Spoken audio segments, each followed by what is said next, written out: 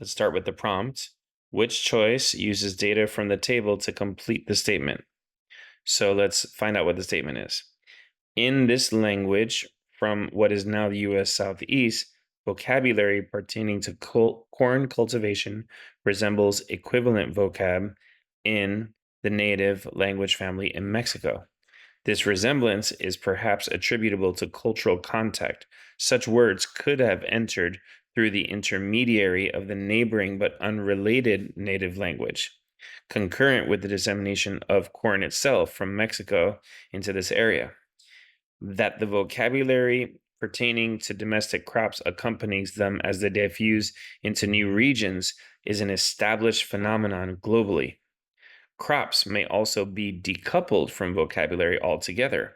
Corn cultivation became ubiquitous among the southeastern tribes, yet. Okay, so this is a very interesting question that gets a lot of people. In tutoring, we might even call this a non question because basically there's all this talk in the main part of the paragraph about how certain words get attached to certain items, in particular, like corn, and never get detached. They kind of stay. So if you look right here, it says the vocabulary pertaining to the domestic crops accompanies those crops as they diffuse into new regions, and that's an established phenomenon globally. So they're telling us first that the vocabulary follows the items. Then they're telling us the crops may also be decoupled from the vocabulary altogether.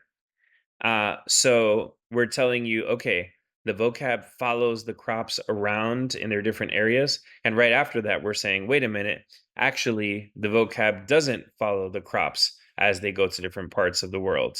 And so it's kind of like we're saying, okay, this thing happened. And then we're saying, hey, guess what? It actually didn't happen. And so if you're someone who's taking a test like this, you're kind of wondering, wait a minute, why did they tell me all this only to tell me, well, actually, guess what? It didn't happen. But nevertheless, that's what they're saying. And the answer that matches that is the one that says exactly that.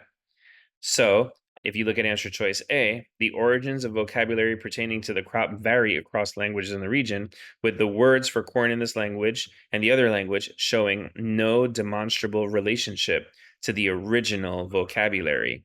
So, that's going to end up being our answer because it's saying that the crop is being decoupled from the vocab altogether. And like I said, if you're doing this test for the first time, you'll probably be wondering to yourself, did I do something wrong? Because what was the purpose of all that other stuff if they were just going to say in the end, hey, guess what? There's no relationship.